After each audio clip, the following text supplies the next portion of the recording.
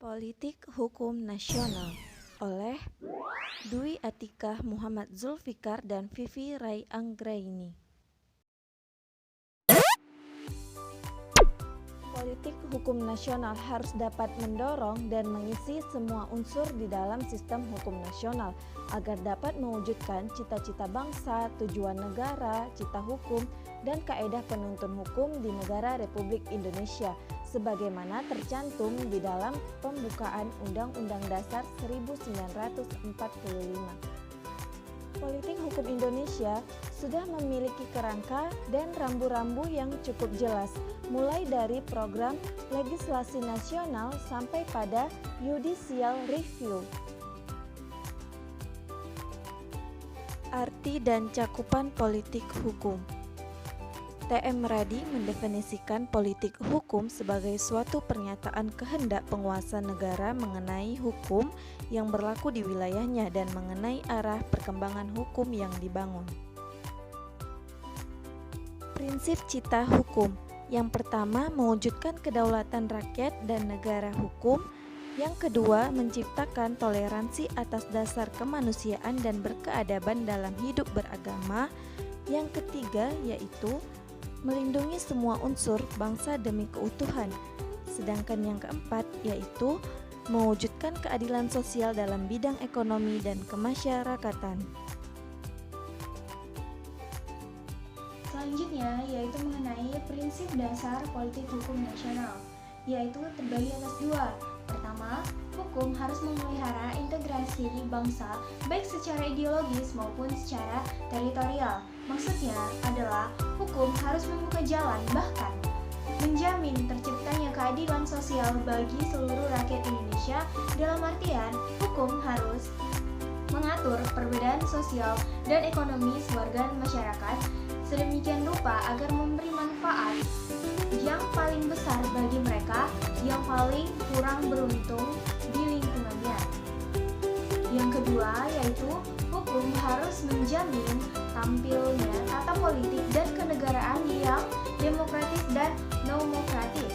Yang dimaksud adalah hukum harus mampu membangun terciptanya toleransi hidup beragama di antara para warganya dan menjamin agar tidak seorang pun melanggar atau dilanggar haknya dalam memeluk dan melakukan ajaran agama yang diyakini atau dianutnya dari sejak lahir maupun sejak dini.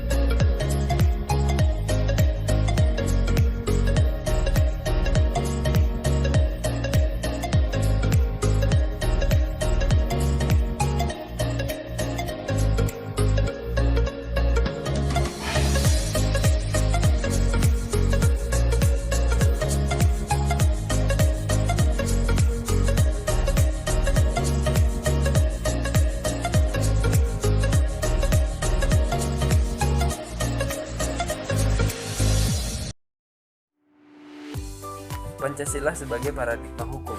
Dalam kedudukannya sebagai dasar ideologi negara yang tidak dipersoalkan lagi bahkan sangat kuat, maka Pancasila itu harus dijadikan paradigma atau kerangka berpikir, sumber nilai, dan orientasi arah dalam pembangunan hukum, termasuk semua upaya pembaruannya.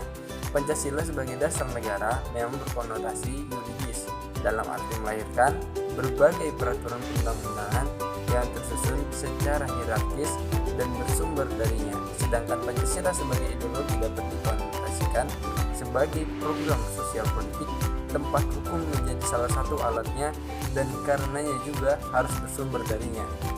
Adapun alasan Pancasila harus menjadi paradigma dalam pembangunan hukum. Yang pertama, terdapat dalam penjelasan Undang-Undang Dasar 1945. Yang kedua, terdapat dalam TAP MPRS nomor 20/MPRS/1996. Yang ketiga, norma fundamental negara. Untuk materi selanjutnya, saya akan membacakan yaitu mengenai sistem hukum nasional, yang dimana sistem hukum nasional adalah sistem hukum yang berlaku di seluruh Indonesia yang meliputi semua unsur hukum seperti SIS, struktur, budaya, sarana, peraturan perundang-undangan, dan semua sub-unsur lainnya, yang antara satu dengan yang lainnya saling bergantung dan yang bersumber dari pembukaan dan pasal Undang-Undang 1945. Pancasila ialah dasar dan ideologi yang kuat.